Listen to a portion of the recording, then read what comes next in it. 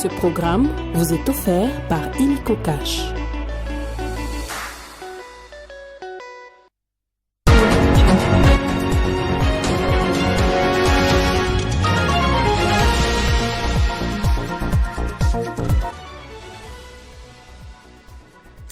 Au sommaire de ce journal, crise au sein de l'Assemblée nationale. Le chef de l'État a menacé de dissoudre la chambre basse du Parlement si les mauvaises pratiques de corruption persistaient.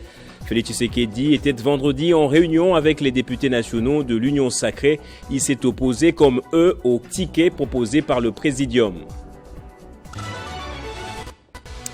Et lutte contre le détournement des deniers publics, l'ODEP plaide pour le renforcement de la Cour des comptes avec 5000 magistrats au minimum. L'Observatoire de la dépense publique a également annoncé dans le même temps mettre en place dans le tout prochain jour un numéro vert pour les dénonciations des cas de corruption.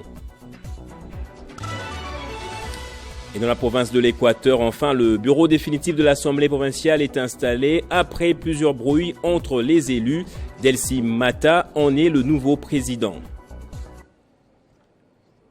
Bonsoir à tous et bienvenue dans ce journal. L'arbitre a enfin repris le contrôle. Félix Tshisekedi a haussé le ton. Il s'est opposé au ticket des membres du bureau définitif de l'Assemblée nationale proposé par le Présidium de l'Union sacrée de la nation, et ce, après sa rencontre avec les élus nationaux. Le chef de l'État a recommandé que la Grande Orientale et les femmes soient prises en compte dans le bureau prochain. Après plusieurs revendications sur le ticket de l'Union sacrée pour le bureau définitif de l'Assemblée nationale, le président de la République décide de rencontrer les 406 députés nationaux et 40 présidents des différents regroupements politiques composant la majorité parlementaire et l'Union sacrée. Un entretien à bâton rompu au chapiteau de la Cité de l'Union africaine pour analyser le choix des membres du Présidium qui, pour les députés, n'a pas tenu compte de la géopolitique, moins encore du genre, ce que reconnaît le chef de l'État. Je demande deux choses dans ce que j'ai vu qui a été présenté par le Présidium. Je n'ai pas été satisfait, d'abord, par rapport à la représentation des femmes, il n'y en avait qu'une, et deux, aussi par la non-représentation de quelqu'un qui pouvait symboliser la grande province orientale. Je crois que si nous arrivons à satisfaire ces deux exigences, en tout cas qui sont les miennes, moi, je serai content. Par conséquent, les élections de ce 18 mai sont annulées. Le Présidium est appelé à se réunir pour revisiter les candidatures. Le numéro 1 de l'Union sacrée a appelé les élus au respect de l'éthique et au bon fonctionnement et aux valeurs qui permettront le bon fonctionnement du Parlement. Et on se rend tout de suite dans l'est du pays. La Cour d'appel du Sud Kivu a, dans son audience publique de ce samedi, confirmé les résultats de l'élection de Jean-Jacques Pouroussi et de Jean-Jacques Elakano, respectivement élus gouverneurs et vice-gouverneurs du Sud Kivu. L'arrêt de la Cour d'appel ouvre désormais la voie à l'investiture du gouverneur par le président de la République, Amani. La Cour d'appel du Sud Kivu, faisant office de la Cour administrative, siégeant en audience publique ce samedi 18 mai 2024, a confirmé l'élection du professeur Jean-Jacques Pouroussi Sadiki et maître Jean-Jacques Elakano, respectivement comme gouverneur et vice-gouverneur du Sud Kivu. Dans sa décision rendue publique par son premier président, Malemba Kayembe, cette haute juridiction en province confirme les résultats de l'élection du gouverneur et vice-gouverneur du 2 mai 2024 au second tour, lui transmis par la Commission électorale nationale indépendante CENI, lesquels résultats démontrent clairement que le professeur Jean-Jacques Pouroussi Sadiki avait remporté haut la main avec 27 voix, très loin de son adversaire, qui n'a obtenu que 21 voix. Vu qu'il n'y a eu aucune contestation, la Cour d'appel du Sud Kivu confirme les résultats de la CENI. La Cour d'appel, statuant en matière de proclamation des résultats définitifs de l'élection du gouverneur et de vice-gouverneur, le ministère public entendit proclame définitivement élu au second tour du scrutin du 2 mai 2024 en qualité respectivement de gouverneur et de vice-gouverneur de la province du Sud Kivu, M. Pouroussi Sadiki Jean-Jacques et M. Miema Ilakano Jean-Jacques. En dehors du palais de la justice, ses partisans ont félicité le professeur Jean-Jacques Pouroussi pour sa brillante élection. Cet arrêt de la Cour d'appel du Sud Kivu ouvre désormais la voie à l'investiture du gouverneur par le président de la République, Félix-Antoine Tshisekedi. Ce n'est qu'après qu'il pourra prendre le pouvoir et gérer le Sud Kivu, province chère au professeur Modeste Bahati Lukwebo. Et dans la province de l'Équateur à présent, le bureau permanent et définitif de l'Assemblée provinciale est enfin connu après plusieurs semaines de blocage. Dercy Mata en est le président, Jean-Paul Elekola, vice-président, alors que Vigilant Bonzoko est désigné rapporteur, Ezekiel Ambokani, deuxième rapporteur, et enfin Vanx Beyoko, questeur du bureau définitif. Plus rien donc n'empêche la tenue le 24 mai de l'élection de gouverneur et de sénateur. Et je le disais dans le sommaire, l'Observatoire de la dépense publique a annoncé l'opérationnalisation dans le tout prochain jour d'une adresse email et des numéros verts devant permettre aux agents de l'administration publique en particulier et à la population en général de dénoncer les actes de détournement de deniers publics et de toute autre forme de prédation des finances publiques en RDC. L'organisation de la société civile a également plaidé pour le renforcement de la Cour des comptes avec 5000 magistrats au minimum. C'est son président du conseil d'administration, Florimond Munteba, qui l'a dit au cours d'une conférence de presse tenue ce vendredi à Kinshasa. À l'en croire, l'objectif est de pousser la population congolaise à s'approprier le phénomène de la corruption afin de l'éradiquer. Le contrôle citoyen doit être également soutenu par tout le monde. Et nous devons dénoncer, nous devons déclarer non acceptable les faits de corruption, et ce soit de pots de vin, et ce soit des rétrocommissions. Nous devons, que ce soit ce qu'on appelle la petite ou la grande, nous devons considérer comme inacceptable. Cette lutte, l'ODEP veut l'étendre dans tous les coins de la République. Florimond Munteba a annoncé le lancement imminent d'un projet d'installation des observatoires locaux des dépenses publiques dans les provinces. Maintenant, pour la Cour des comptes, il y a des choses qu'on avait demandées pour les actions. L'installation d'animateurs. On a un premier président, on a installé quand même des animateurs de la Cour des comptes. Mais en dehors, à part cela, ce que nous avions réclamé, vous avez l'insuffisance des magistrats aujourd'hui qui continue. La Cour des comptes a une soixantaine de magistrats. L'ODEP a également plaidé pour la réhabilitation de la fonction de contrôle au sein des inspections sectorielles dans l'administration publique avant de demander au gouvernement de décentraliser le travail de la Cour des comptes en le dotant des infrastructures adéquates et en recrutant au moins 5000 magistrats.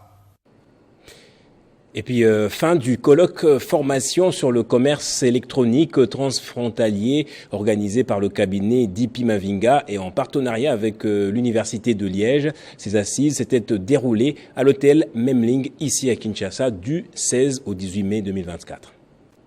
Après 3 jours d'échanges fructueux, ces colloques dont les thèmes étaient la douane face aux défis du commerce électronique, état des lieux, opportunités, défis et pistes de solutions se clôturaient en beauté. La dernière séance de ces colloques avait pour thématique quel avenir pour les commerces transfrontaliers électroniques en République démocratique du Congo, où plusieurs recommandations ont été formulées et des pistes de solutions établies pour améliorer ces secteurs en RDC. Les modalités de gestion de ce phénomène nouveau, cette modalité nouvelle de transaction qu'on appelle le commerce électronique, le e-commerce. Organisé conjointement par le cabinet d'Ipi Mavinga, la Fédération des entreprises du Congo, la DGDA et l'Université de Liège, la clôture de ces colloques formation a été sanctionnée par la remise des brevets de participation à tous les participants. Satisfaits de l'expérience partagée, ils n'ont pas manqué à dire un mot. Les discussions ont été vraiment très constructives. On sait que je pense qu'on doit essayer de réfléchir de manière globale, tout en étant conscient que les solutions qui doivent être adaptées aux problèmes en Belgique n'est pas identique à celles qui doivent être mises en place sur le terrain en République démocratique du Congo. Ces colloques formation s'est déroulé du 16 au 18 mai 2024 et a eu pour cible plusieurs institutions congolaises, parmi lesquelles la présidence de la République, les deux chambres du Parlement, la primature, les conseils d'État et plusieurs ministères du pays. Et puis Kinshasa connaît de plus en plus de problèmes de délestage électrique, un calvaire pour les habitants de la capitale. Face à cette situation intenable et les plaintes des consommateurs, la directrice générale de l'autorité des régulations, Sandrine Moubenga, s'est rendue à la SNEL pour s'enquérir de la situation.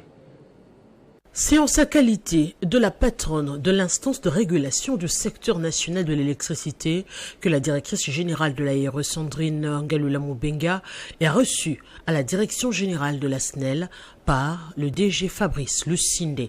Entouré chacun de ses collaborateurs, ce déplacement était motivé par le souci de savoir quelles sont les causes qui sont à la base des délestages que connaît la ville de Kinshasa, les différents plans mis en place pour communiquer ces délestages et les solutions à court, moyen et long terme pour les éviter. Nous avons apporté la réponse suivant laquelle ils sont publiés, ils sont affichés sur les cabines, ils sont affichés dans les CVS, mais grâce à Madame la directrice de l'ARE, nous allons aussi pouvoir les publier sur les sites web, notamment du régulateur.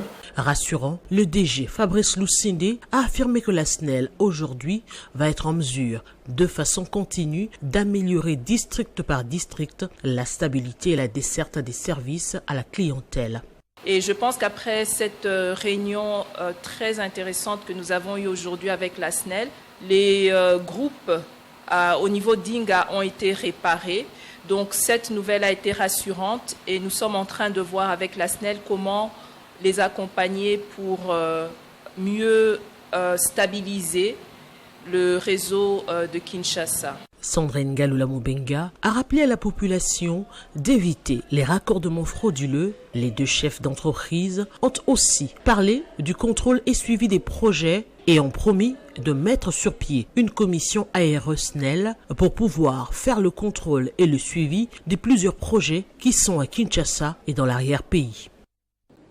Et c'est une décision qui n'était pas facile à prendre, mais elle intervient justement après des longues séances de travail diligentées par le directeur général de l'ARSP en connivence avec les DG du groupe ERG nouvellement installé au pays. Il s'agit donc de 12 sociétés non éligibles à la sous-traitance qui vont laisser place à celles qui répondent aux règles de la loi en la matière. On parle en effet des gros contrats évalués à des centaines de millions de dollars dans ce secteur. Je vous propose de les écouter. On a évoqué tous les problèmes que notre société a et comment les résoudre. Je voudrais le remercier parce qu'il m'a donné une chance, comme étant nouveau, de pouvoir faire les choses différemment que dans le passé. Il m'a expliqué avec une éloquence assez incroyable, rarement vue pour moi, le but du président de la République d'RDC, de développer le but de la RSP, de développer le pays, de développer l'entrepreneuriat, de développer les Congolais, ce qui est une cause que j'appartiens beaucoup à cette cause aussi. On va commencer par les 12 grandes sociétés qui représentent les 80% du chiffre d'affaires. On a un timeline avec la RSP pour les prochaines semaines. Lorsque je parle du groupe RG, je parle de Metalcol, Frontier, Boss Mining et Comidé. Donc, il y aura une séance de travail avec les équipes techniques pour pouvoir travailler sur la transition du départ de ces entreprises, bien sûr sans que la mine ne soit affectée. Le groupe RG va nous envoyer la liste de biens et services que prestaient ces sociétés et nous allons voir comment ensemble avec eux, les remplacer par des sociétés éligibles. C'est d'ailleurs la raison de la commission mixte paritaire entre l'ARSP et la FEC, qui est la Fédération des entreprises. C'est pour sélectionner des bons sous-traitants. Ici, le combat que mène le président de la République. Et on va terminer par ces derniers hommages rendus au professeur Abasikiyake Kakule par l'université de Goma, l'Unigom. Le monde universitaire a salué le courage du professeur après son acte de bravo qui a consisté à aligner les étudiants pour une formation militaire afin de faire face à la guerre du M23. Patio Kamvundama. Né en 1946 et décédé le 15 mai 2024, les hommages dignes de ce rang ont été rendus au professeur Kakule Abasikiyake, enseignant dans plusieurs universités et institutions supérieures du Nord Kivu, directeur général de l'ISTA Goma et professeur permanent à l'université de Goma. Après la présentation de sa biographie, la leçon académique, différents témoignages lui ont été rendus, dont celui du directeur de l'université de Goma, le professeur Mwindo Mwanda, qui garde de l'illustre disparu des bons souvenirs. Elle est encore consciente que vous êtes là. Elle a annoncé vite la nouvelle au ministre de l'Enseignement supérieur qui nous a demandé de prendre toutes les dispositions pour que l'honneur vous soit rendu. Et c'est ce que nous avons fait. Il nous a demandé de transmettre à toute la communauté universitaire du Nord Kivu, en particulier celle de Goma et à votre famille, ses condoléances personnelles. J'ai appris avec consternation votre décès et j'ai beaucoup regretté pour une autre raison. C'est moi-même, recteur de l'université de Goma, et vous, qui avons eu le courage d'aligner nos étudiants pour la formation militaire pour qu'ils puissent participer d'une manière ou d'une autre à la défense de notre patrie à ce moment où notre patrie est menacée. Ses collègues enseignants venus de différentes institutions supérieures et universitaires ont déposé des gerbes de fleurs devant sa dépouille et s'inclinaient. Puis le corps de Kakule Abasikiyake a été conduit au cimetière de Makao. Nous sommes en territoire de Nyiragongo pour son enterrement. Place au rappel des titres à présent. Crise au sein de l'Assemblée nationale, le chef de l'État a menacé de dissoudre la chambre basse du Parlement si les mauvaises pratiques de corruption persistaient. Félix Tshisekedi était vendredi en réunion avec les élus nationaux de l'Union sacrée. Il s'est opposé comme eux au ticket proposé par le Présidium. Et puis lutte contre le détournement des deniers publics, l'ODEP a plaidé pour le renforcement de la Cour des comptes avec 5000 magistrats au minimum. L'Observatoire de la dépense publique a annoncé dans le même temps mettre en place dans le tout prochain jour un numéro vert pour les dénonciations des cas de corruption. Et à l'Équateur, enfin, le bureau définitif de l'Assemblée provinciale est installé après plusieurs brouilles entre les élus. Delcy Mata en est le nouveau président. C'est par ici donc que va se refermer ce journal. Merci à vous tous de l'avoir suivi. Soyez toujours heureux, madame, messieurs.